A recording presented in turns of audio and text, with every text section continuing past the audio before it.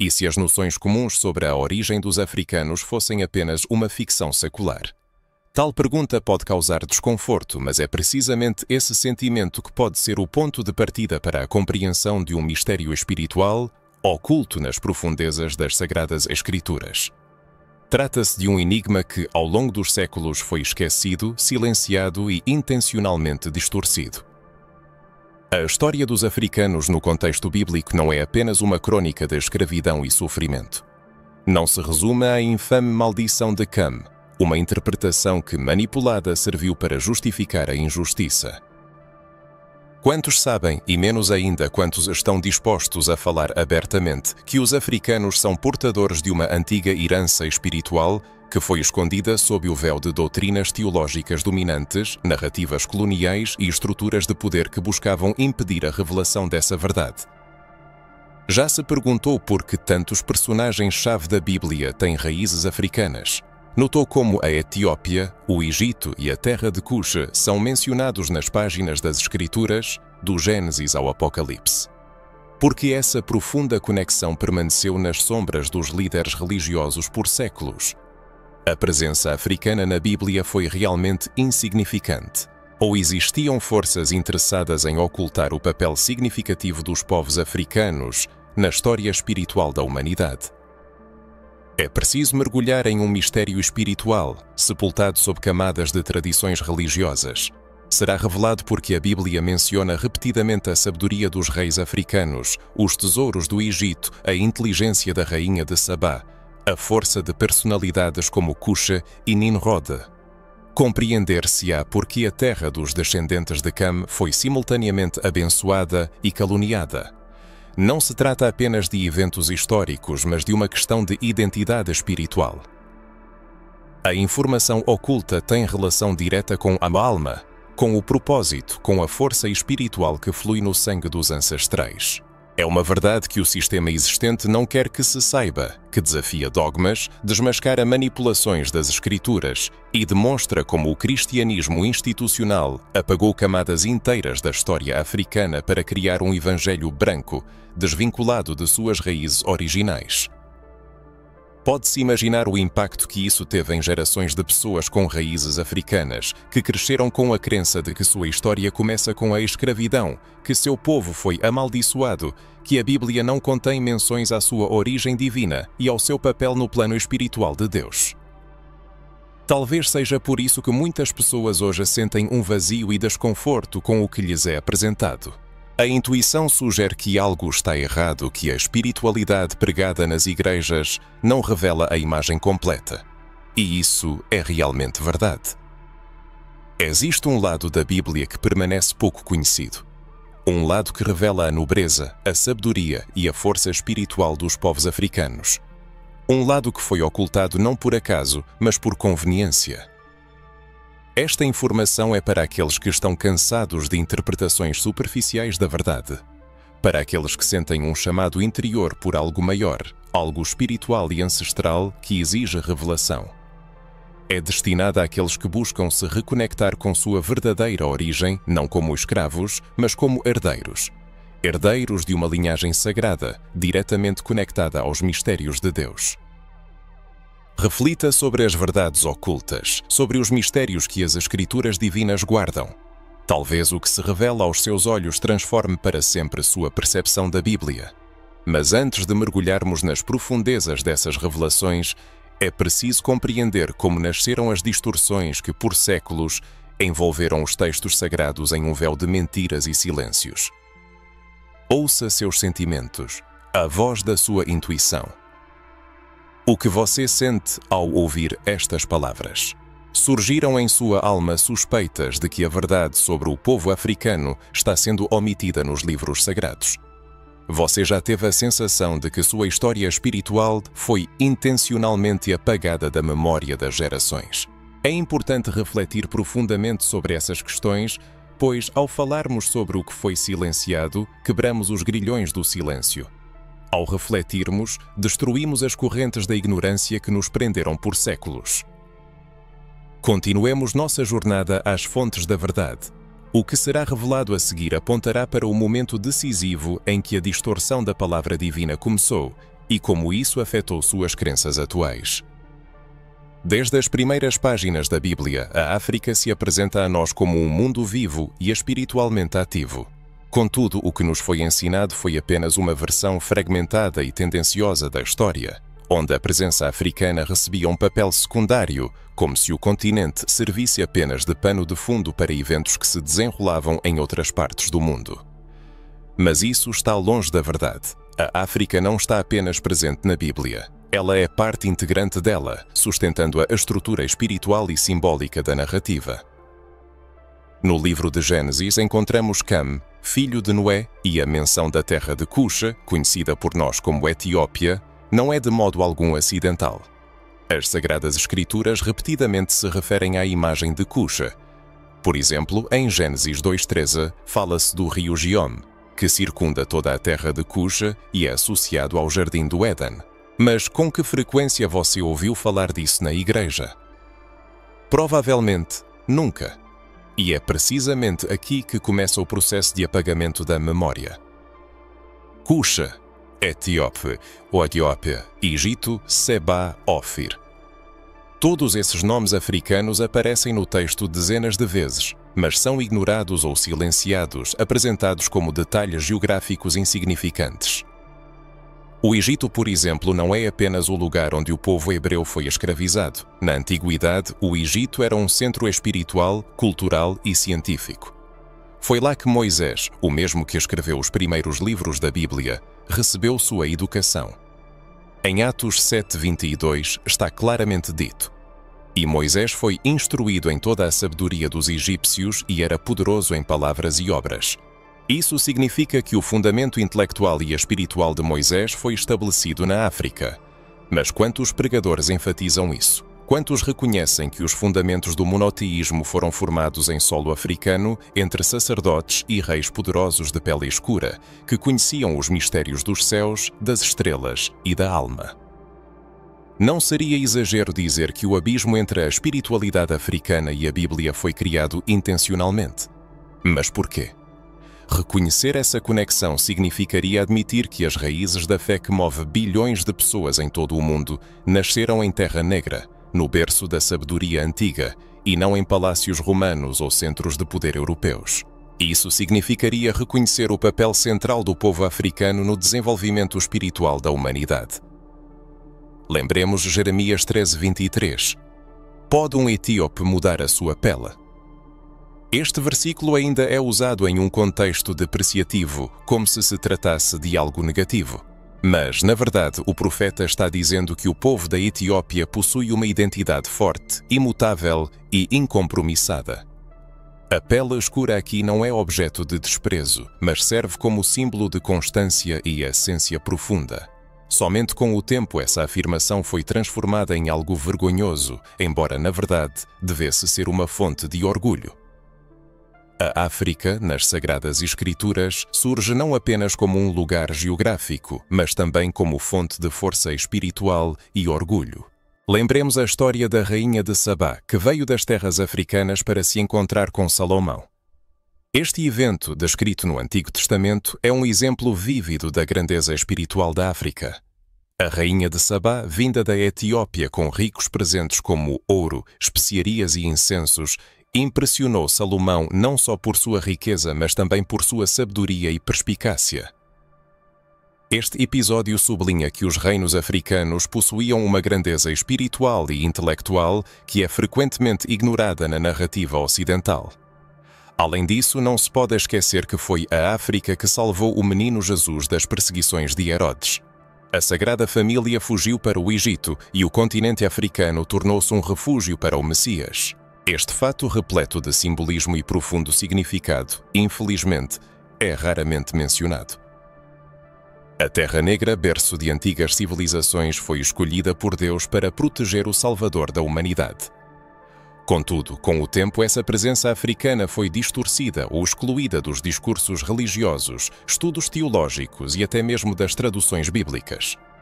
O nome Cuxa é frequentemente substituído por Etiópia ou Terra Distante, o que apaga a importância dos personagens africanos nas narrativas bíblicas. A apresentação dos nomes na Bíblia influencia diretamente a percepção dos participantes da história da fé, e a remoção de nomes africanos leva ao desaparecimento do protagonismo espiritual dos povos negros. Vale a pena refletir. Quantas vezes os leitores da Bíblia não perceberam que estavam lendo sobre seu próprio povo? Quantas vezes os sermões exaltaram reis europeus, diminuindo a herança espiritual dos povos africanos representados nas Escrituras? Essa manipulação da narrativa criou um abismo entre a identidade negra e divina, tornando a Bíblia um livro estranho para muitos africanos e seus descendentes. No entanto, a Bíblia deveria ser um espelho, refletindo as origens, o chamado, o propósito e a força. É necessário conscientizar-se da influência espiritual das crenças impostas desde a infância, de que na Bíblia os africanos são apresentados apenas como escravos, que seu povo foi amaldiçoado por Noé e que Deus favorece apenas um grupo de pessoas. Essa teologia colonizada feriu as almas de milhões, mas agora há uma oportunidade de reconstruir a ponte e devolver o lugar sagrado de seu povo nas Escrituras. Não é apenas uma correção histórica, mas uma cura e libertação espiritual que começa na consciência e se manifesta na fé. Quando se compreende que a Bíblia não foi escrita para excluir, mas para incluir a história, o sangue e a linhagem, tudo muda. Esta é uma revelação que o sistema religioso não quer que se torne conhecida. Por isso, é importante continuar a aprofundar este tema para entender onde, quando e como este apagamento começou e como resgatar o que foi perdido. É crucial entender o que ressoa na alma de cada um. Alguma vez sentiu que algo estava errado com a narrativa que lhe ensinaram? Chegou o momento para um mergulho mais profundo no tema da presença africana nas Sagradas Escrituras, considerando a compreensão já existente da magnitude dessa influência. As perspectivas que se abrem são capazes de mudar radicalmente a cosmovisão espiritual. Se os motivos africanos são rastreáveis entre as linhas da Bíblia, agora é a hora de trazê-los à luz, para que se torne evidente como os povos africanos estão diretamente incluídos na genealogia bíblica, desempenhando o papel não de figurantes, mas de líderes espirituais, cujas linhagens tiveram um impacto significativo na formação do povo de Deus. O ponto de partida é Cam, filho de Noé, pai de Cush, Mizraim, Put e Canaã. É aqui que começa a formação da geografia espiritual. Cush tornou-se o progenitor da Etiópia, Mizraim do Egito, Put da Líbia e Canaã dos povos que habitavam a terra prometida antes da chegada dos israelitas. Todos eles pertencem à raça africana. Surge a pergunta natural: por que essa conexão óbvia foi sistematicamente relegada ao esquecimento?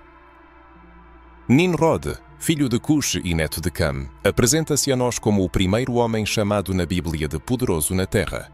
Gênesis 10, 8-9. Ele fundou Babilônia, Erech, Acade e Calné na terra de Sinear, bem como a poderosa Nínive. A Bíblia o reconhece como um poderoso caçador diante do Senhor.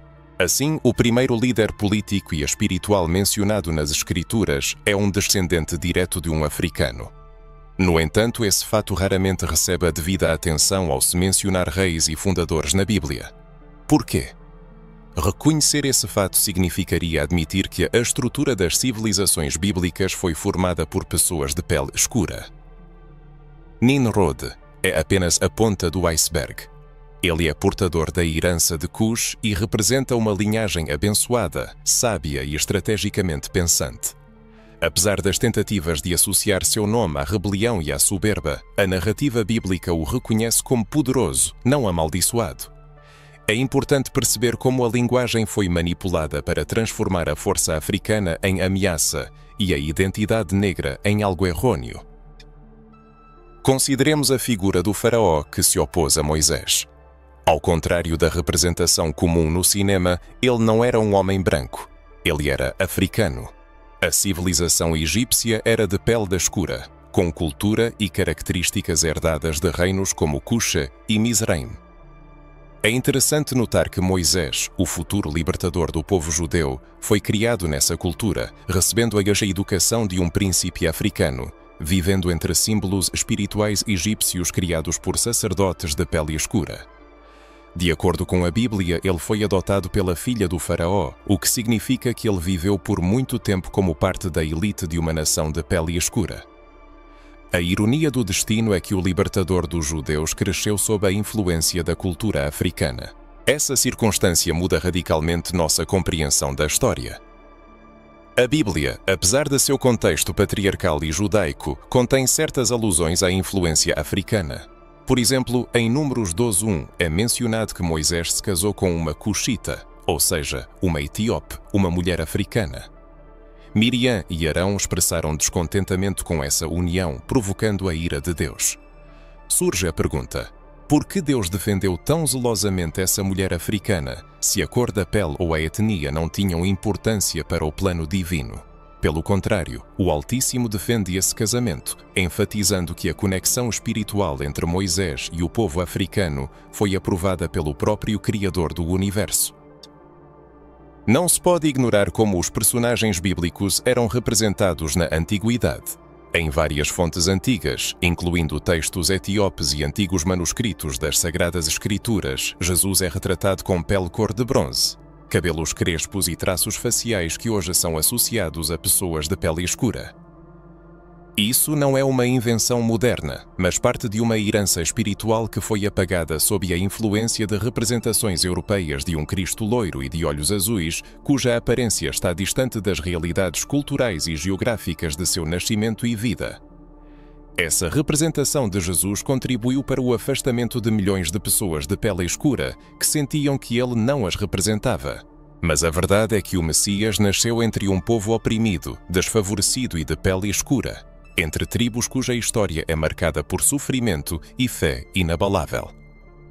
Se olharmos para a genealogia, fica claro que as tribos de Israel estavam em constante contato com os povos africanos. Numerosos casamentos, alianças e guerras envolveram povos como Cush, Egito e Etiópia. Por exemplo, no segundo livro de Crônicas, no capítulo 14, Zera, o Cuxita, lidera um poderoso exército contra Judá. Apesar da derrota, ele se apresenta como um homem de imensa força e pensamento estratégico. Mesmo em textos que narram conflitos, os povos africanos são reconhecidos como significativos, nunca ignorados, embora isso seja silenciado nos púlpitos da Igreja. E isso não é tudo. O profeta Sofonias, autor de um dos livros da Bíblia, era descendente de Cuxa. Sim, um profeta negro, um homem escolhido por Deus para proclamar palavras de julgamento e esperança, repreender reis e trazer o povo de volta à verdade. Mas com que frequência se ouve que Sofonias, um profeta bíblico, tinha origem cuxita? Provavelmente nunca. E isso não é por acaso. Infelizmente, esta parte da história foi apagada não por negligência, mas intencionalmente. Surge a pergunta natural: por que a Igreja Ocidental se esforçou tanto para excluir os africanos da narrativa espiritual sagrada? Porque a presença africana foi silenciada. E quando não podia ser ignorada, era distorcida, marginalizada ou demonizada. A resposta é simples, mas dolorosa. A espiritualidade também é poder. E controlar a narrativa espiritual de um povo significa controlar sua alma. A colonização do corpo foi apenas o primeiro passo. Seguiu-se então, e talvez com danos ainda mais profundos, a colonização da fé, da mente, da identidade. Quando os colonizadores europeus chegaram ao continente africano, trouxeram consigo não apenas espadas, armas e correntes, trouxeram Bíblias, mas não como instrumento de libertação, e sim como arma de controle. O cristianismo imposto aos povos africanos não era o cristianismo puro e vivo de Jesus. Era um cristianismo diluído, distorcido, criado para a submissão e a opressão. Era o pacote completo: doutrina, dogma e hierarquia, na qual o homem branco era apresentado como o único representante de Deus. Imagina a magnitude das consequências quando gerações inteiras foram educadas sob um ensinamento que, explícita ou implicitamente, afirmava que elas não estavam à imagem e semelhança de Deus. Não é apenas uma página da história, é uma profunda ferida espiritual agravada por sermões, catequese forçada e missões civilizatórias que incutiam que a negritude era um sinal de inferioridade, inclusive no plano espiritual. O mais trágico é que essa mensagem falsa continua a ressoar hoje mesmo dentro das paredes da Igreja. Basta observar quão poucos líderes negros têm uma oportunidade real de serem ouvidos, quão poucas concepções teológicas negras são reconhecidas como legítimas e quão raramente se encontram representações de Deus com traços africanos. O apagamento da identidade não foi apenas físico, mas também simbólico. Os africanos, que desempenharam um papel fundamental na revelação divina, como atesta a Sagrada Escritura, ficaram fora do plano de salvação. O Egito, em vez de símbolo de sabedoria, tornou-se a personificação da escravidão. A Etiópia, sobre a qual o salmista profetizou que estenderia suas mãos a Deus, transformou-se em um detalhe insignificante. A cor escura da pele tornou-se para muitos a prova da maldição, e a cruel distorção da história de Cam e Canaã foi usada para justificar o racismo, a escravidão e a segregação. Ainda mais doloroso foi o fato de que muitos irmãos e irmãs negros começaram a rejeitar sua própria espiritualidade, temendo pecar contra Deus. Eles passaram a se considerar indignos, amaldiçoados, incapazes de serem profetas, líderes, sacerdotes. Sua autoestima espiritual foi destruída. Quantas pessoas foram acusadas de feitiçaria apenas por manifestarem elementos da antiga sabedoria africana? Quantos foram levados a crer que seus rituais, danças e símbolos eram manifestações diabólicas? Isso não é evangelho, mas operação disfarçada de salvação. A verdade, porém, é que o evangelho de Jesus não exclui os povos, mas os une, revelando o valor imperecível de cada ser humano. Ele não apaga os africanos da história, mas os eleva. Jesus, nascido em condições de perseguição, que encontrou refúgio na África, manifestando-se entre os pobres e rejeitados, jamais teria se conformado com o racismo religioso. Ele não estaria do lado dos colonizadores, mas do lado dos colonizados. É essa verdade que o sistema tentou ocultar, mas agora ela irrompe, inflamando corações que buscam revelação, encontrando eco nos descendentes de Cuxa, Mizraim, Sabá e Canaã. Ela renasce na voz de cada pessoa negra que busca reunir sua fé com sua identidade, manifestando-se em movimentos de reconciliação espiritual, em comunidades que se libertam da teologia da exclusão e vivem uma espiritualidade de restauração. Está ocorrendo uma restauração, uma cura, um despertar da memória, a revelação de verdades que foram sepultadas, mas não destruídas. Não é mais possível servir a um Deus que rejeita aqueles que Ele mesmo criou, nem aceitar um evangelho que só faz sentido se a sua própria história for apagada. Talvez você sinta que essa dor também o atinge, que essa mentira o silenciou, fazendo-o acreditar que algo estava errado com sua espiritualidade. Mas agora você começa a ver um despertar, percebendo que não há nada de errado com a cor da sua pele, seu cabelo, sua cultura, suas feições ou sua conexão com o sagrado. Pelo contrário, tudo isso faz parte da sua herança divina. Muitos conhecem o conflito interno entre dogmas estabelecidos e o chamado do próprio Espírito. Você é assombrado pela vergonha de se interessar por suas raízes, por medo de ser incompreendido pela comunidade religiosa. Não surge a sensação de que uma força espiritual o atrai de volta às suas origens.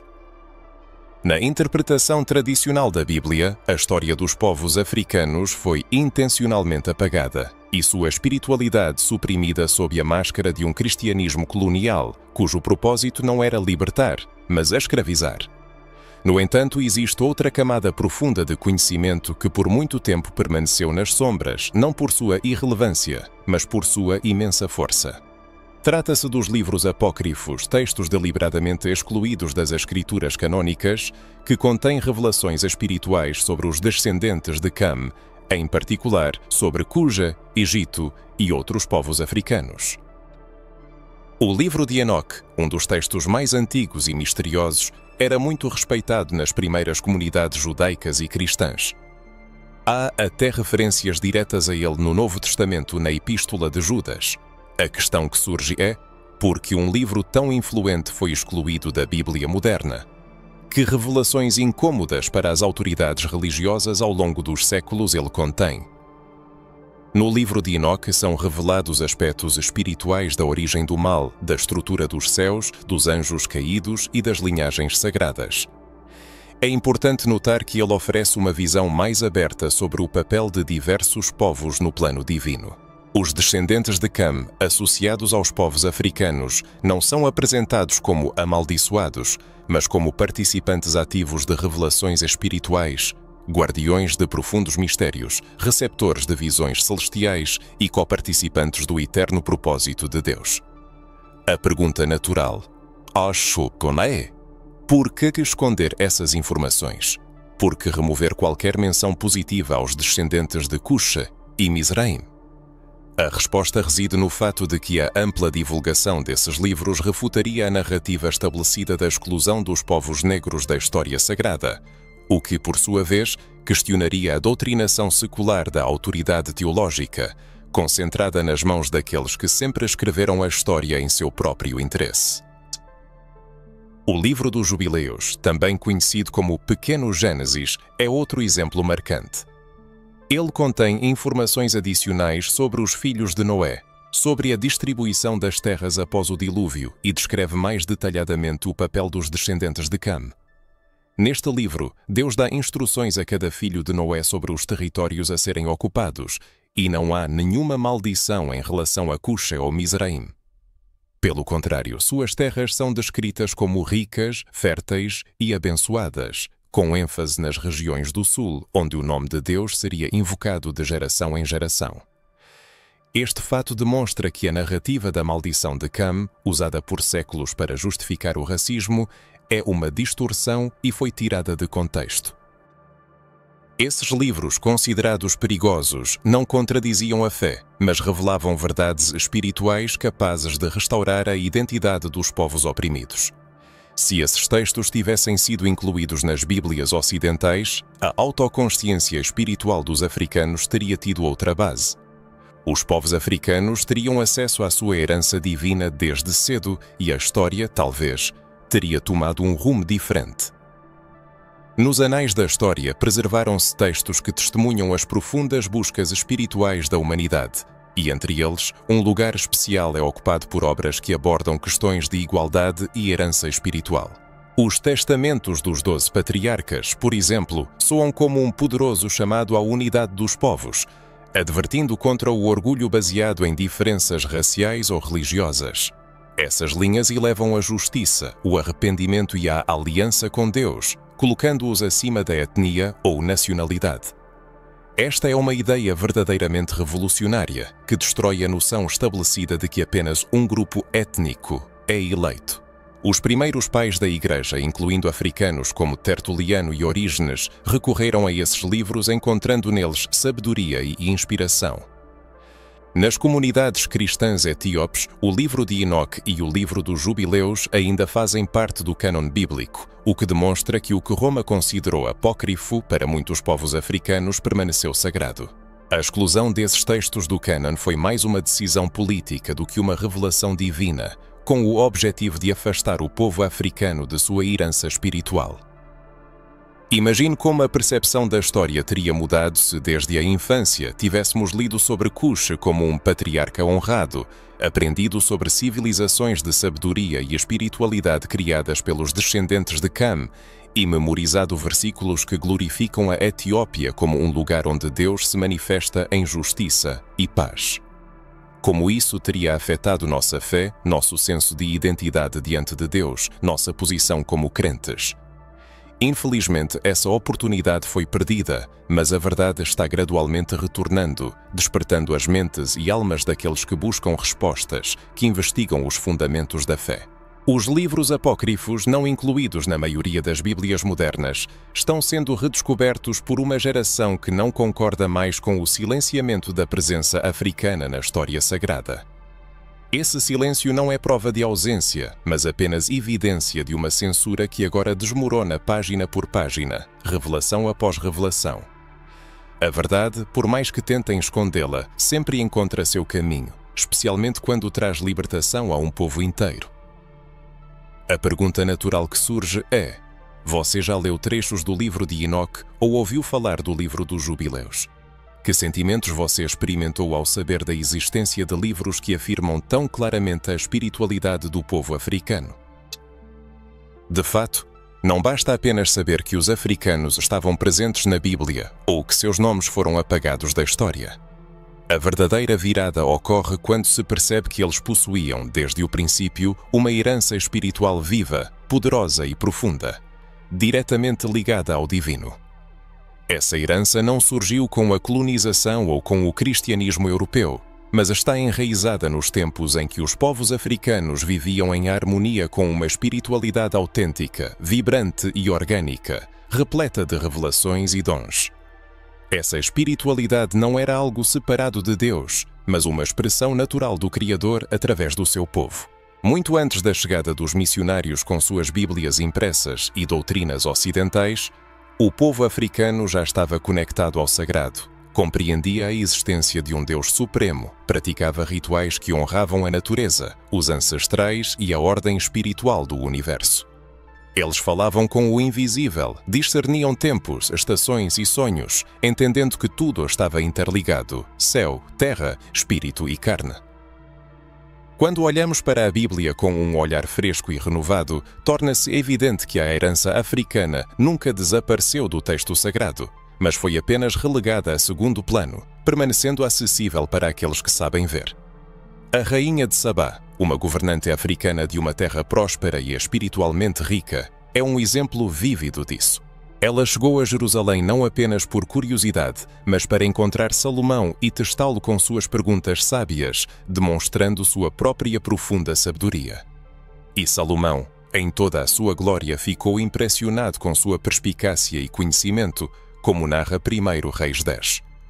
A rainha de Sabá não é apenas uma figura histórica, mas um símbolo da inteligência espiritual africana, uma sabedoria nascida não de livros, mas da comunicação direta com o Eterno.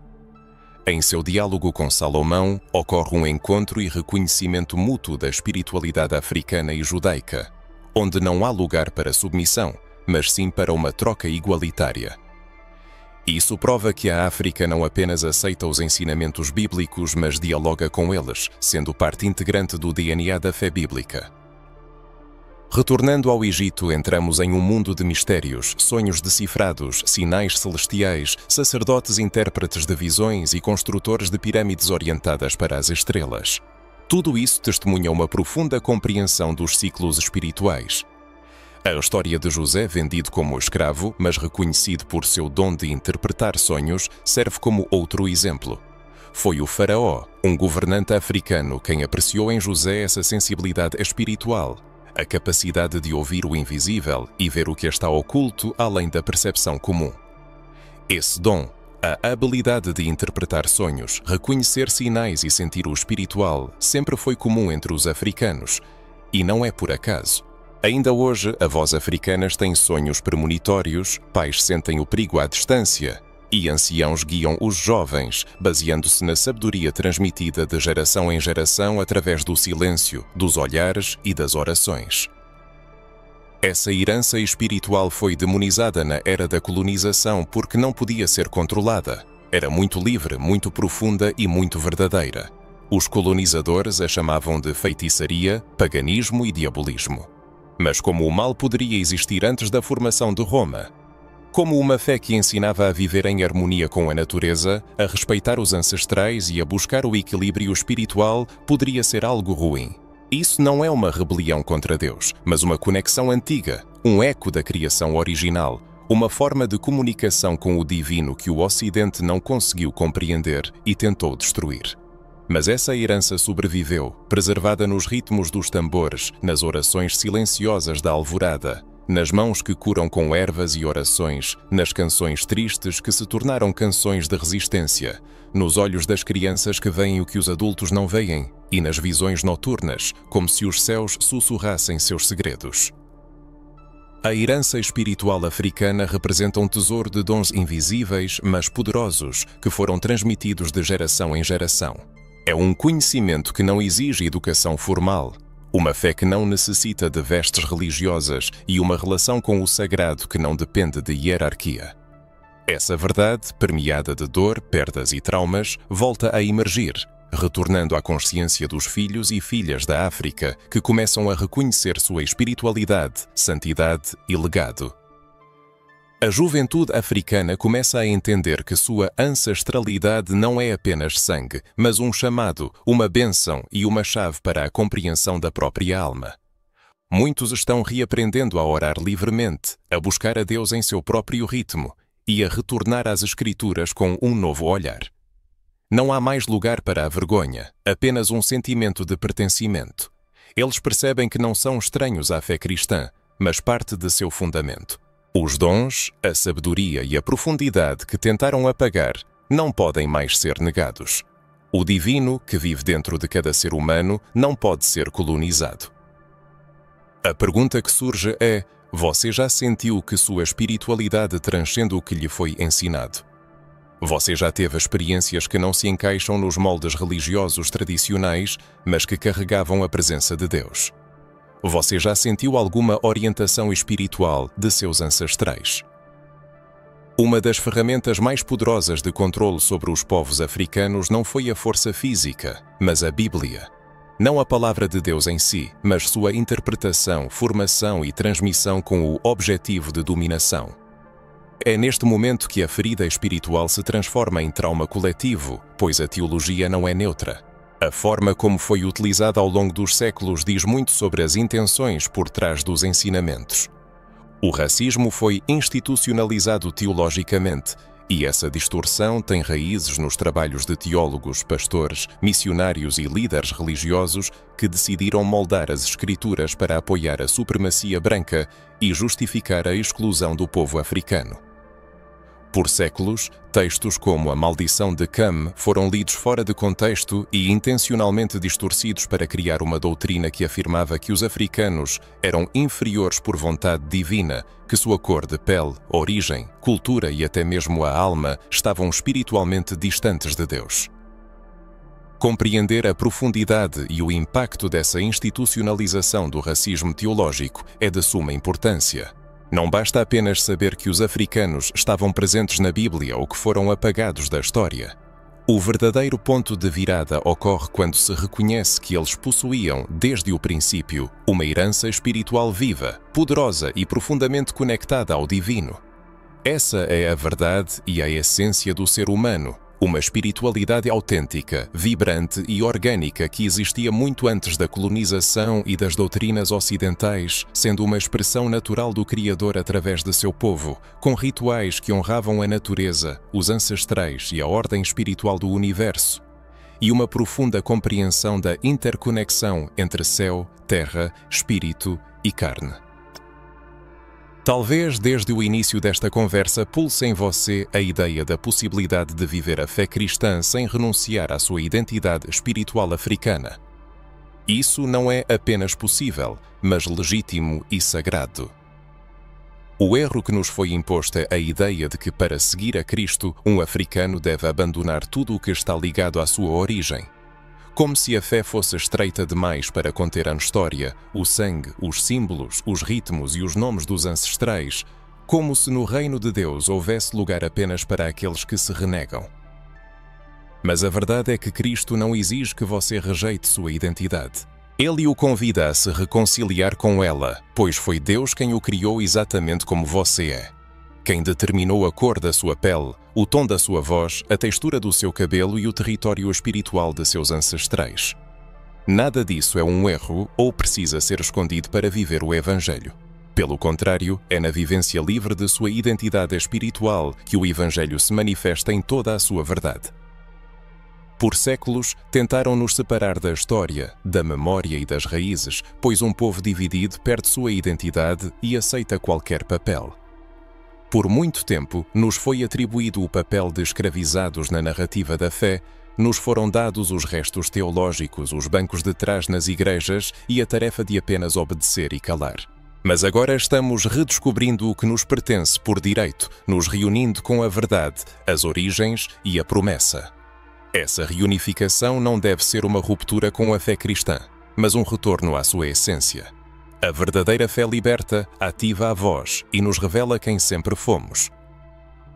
Desde o momento do nascimento em cada um de nós reside um princípio espiritual. Ele se reflete no olhar perspicaz da avó, capaz de ver algo mais que o cotidiano. nas orações silenciosas da mãe, cuja iletrismo não a impedia de sentir a presença divina, na força curadora do tio, que usava óleo, tecidos e orações, nos sonhos infantis que traziam mensagens do alto. Essa espiritualidade nunca se apagou, apenas se escondeu, esperando a sua hora. Chegou a hora de se reconectar com essa parte de si, de olhar no espelho que reflete não apenas a aparência externa, mas também a linhagem espiritual que se estende por séculos. Esta é uma linha que se origina de governantes sábios, de mulheres oraculares que transmitiam a vontade divina, de anciãos que sabiam ler os sinais nos céus, de povos que fizeram uma aliança com o Criador, muito antes de a colonização tentar encaixar o nome de Deus em moldes estreitos.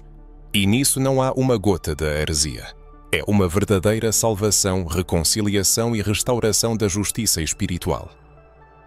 Ao retornar às suas raízes, o indivíduo percebe que sua fé é muito mais profunda do que qualquer religião. É um chamado, um sopro de vida, uma voz antiga que continua a ressoar dentro. E essa voz não o convida a renunciar à sua essência. Ela diz: volte para casa. Volte às suas origens, à sua espiritualidade, ocupe seu lugar de direito no reino. O que acontece então quando essa reunificação tem início? A vida se transforma, o coração encontra harmonia, a mente se abre a novos conhecimentos, o espírito encontra liberdade. Pessoas que se sentiam perdidas na fé começam a compreender que o problema nunca foi Deus, mas sim a forma como ele foi representado.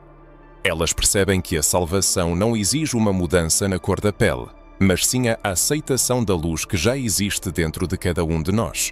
É preciso parar de temer a si mesmo, de confundir identidade com pecado, cultura com perdição, antepassados com idolatria.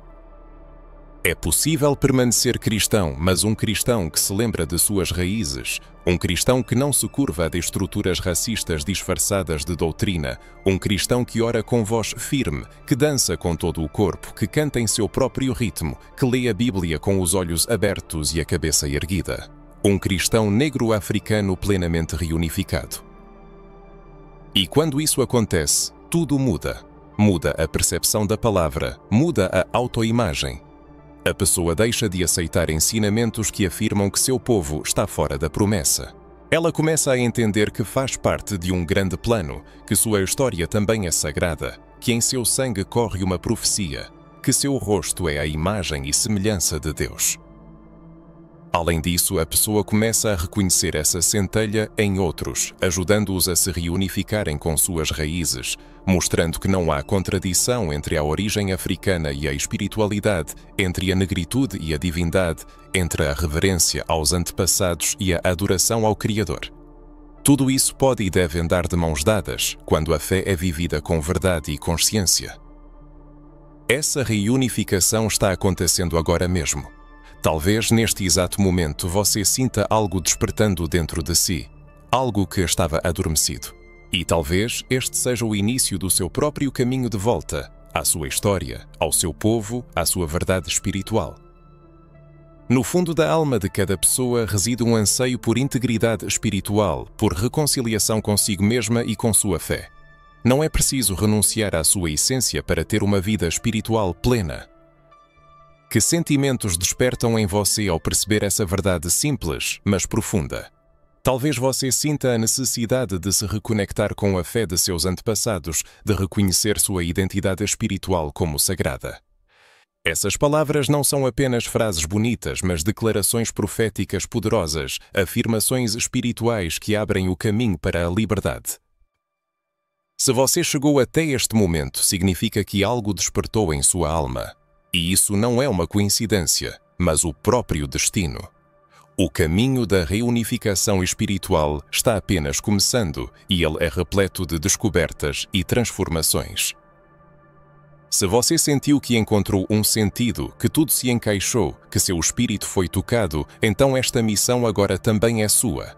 Você é chamado a levar a luz da reunificação espiritual a outros, a compartilhar sua experiência e a inspirar a busca pela verdade.